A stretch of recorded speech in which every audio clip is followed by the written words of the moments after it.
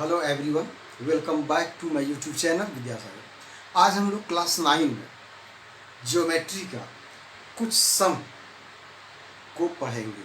ठीक है, तो सम क्या है? वो ऑब्जेक्टिव टाइप का है।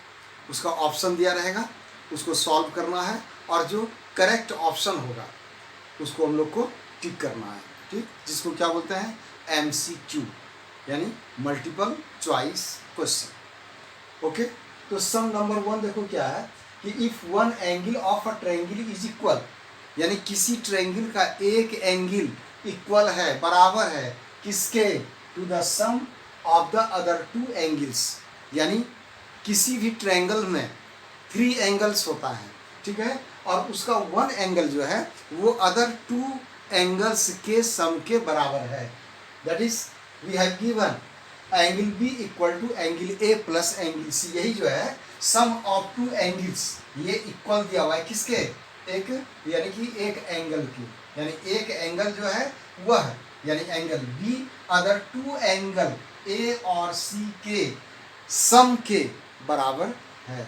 तो क्या करना है कि देन द ट्रायंगल इज, अब ट्रायंगल किस तरह का है?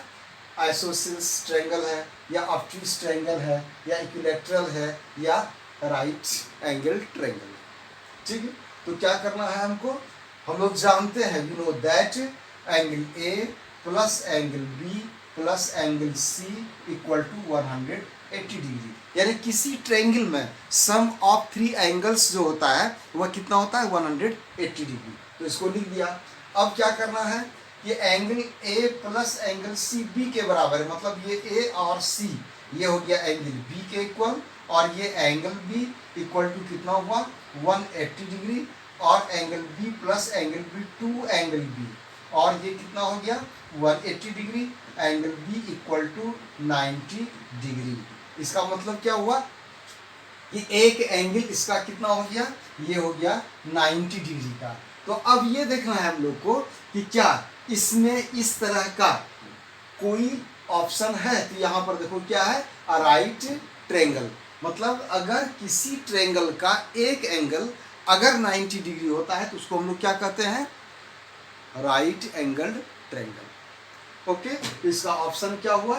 ये नंबर बी, यानी ये सही आंसर है इसका। ठीक, तो अब नेक्स्ट में चलते हैं। ओके, नेक्स्ट है सम नंबर 2। क्या दिया हुआ है? Triangle ABC and angle ACD, ये एक्सटीरियर एंगल है, यानी कि BC को प्रोड्यूस किया गया है। ठीक है, तो क्वेश्चन में ये बोला कि N exterior angle of a triangle is 110 degree. तो ये एक एक्सटीरियर एंगल किसी ट्रायंगल का है, कितना है? 110 डिग्री है। ठीक है, and it's 2 interior opposite angles are equal, और इसका दो जो इंटीरियर अपोजिट एंगल है, इंटीरियर एंगल देखो यहाँ समझो एक चीज कि इस एक्सटीरियर एंगल का इंटीरियर अपोजिट एंगल ये दोनों है, इसका एडजेसेंट इसको छोड़कर, ठीक है, तो ये दोनों हुआ इसका इंटीरियर अपोजिट एंगल, और ये दोनों एंगल क्या दिया हुआ है? इक्वल दिया हुआ है। सपोज x, तो ये भी x, अगर इसको एक को x मानेंगे तो दूसरा भी x होगा, क्योंकि वो तो इक्वल दिया हुआ है। ठीक, और तब क्या बोला कि each of these equal angles is, तो इसका जो ये इक्वल एंगल है मतलब x, वो क्या है, कितना है? तो इसका ऑप्शन यहाँ पर दिया हुआ है। तो पहले हम लोग निकाल लेंगे इसका वैल्यू। कैसे निकालेंगे? We know that exterior angle is equal to the sum of interior opposite angle. ठीक है, exterior angle interior opposite angle का सम का इक्वल होता है, मतलब x plus x equal to 110 degree, यानी 2x कितना हुआ? तो 110 degree, that is x equal to 55 degree. तो ये x कितना आ गया? 55, यानी ऑप्शन हम लोग का कौन है? नंबर बी वाला है। ठीक है, तो अब हम लोग चलते हैं सम नंबर 3 में। तो थर्ड नंबर में है the angles of a triangle are in the ratio. किसी ट्रायंगल का जो एंगल है वह इस रेशियो में 3:5:7, 3 एंगल्स होता है और इसका रेशियो यही है 3:5:7। तो ये क्वेश्चन किया the triangle is acute angle obtuse angle, right angle and isosceles triangle. मतलब इस चार में से कौन सा होगा? तो सबसे पहली बात ये, हम लोग को ये जो रेशियो एंगल का दिया हुआ है, इससे पहले तीनों एंगल्स को जानना पड़ेगा। ठीक, तो पहले एंगल निकाला जाएगा। ओके, तो यहाँ पर क्या मिला हम लोग को कि 5x, 3x, 5x और 7x ये इसका एंगल्स होगा, क्योंकि ये इस रेशियो में है, ये x इसमें कांस्टेंट टर्म है। तो 3x plus 5x plus 7x equal to 180 degree. अब x फाइंड कर लिए 12 डिग्री, और ये तीनों एंगल्स को यहाँ पर फाइंड किए, कितना आया 36 डिग्री, 60 डिग्री एंड 84 डिग्री। हम लोग क्या देख रहे हैं यहाँ पर कि इसका तीनों एंगल जो ट्रायंगल का है वह 90 से छोटा है। इट मीन्स ट्रायंगल कैसा होगा? तो ट्रायंगल हो जाएगा एक्यूट एंगल ट्रायंगल, इसलिए कि तीनों एंगल इसका एक्यूट एंगल है। ठीक है, तो अब नेक्स्ट में चलते हैं। ओके, तो इसका ऑप्शन हम लोग का कौन हुआ? Acute angle.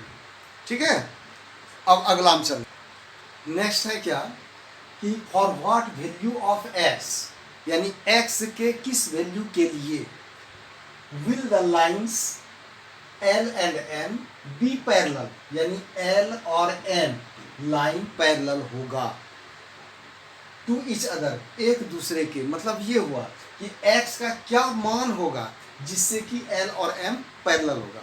तो इसमें एक चीज हम लोग को जानना पड़ेगा कि अगर ये दोनों लाइन पैरेलल होगा तो इस दोनों एंगल का सम होगा कितना?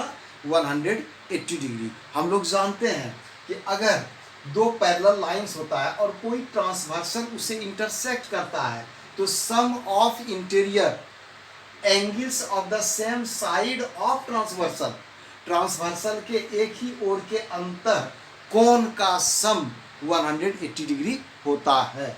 इसलिए हम लोग क्या करेंगे कि इसको सम कर देंगे 180 डिग्री के इक्वल, और तब जो x का वैल्यू आएगा बस उसी वैल्यू के लिए L और M पैरेलल होगा। मतलब कि 3x plus 5 degree plus 4x equal to 180 degree, 4x plus 3x 7x, ये हो जाएगा 175 डिग्री, और x is equal to 175 degree by 7, 7 टू जा 14, 3 5 7 5 जा 35, यानी x का कितना वैल्यू हो गया?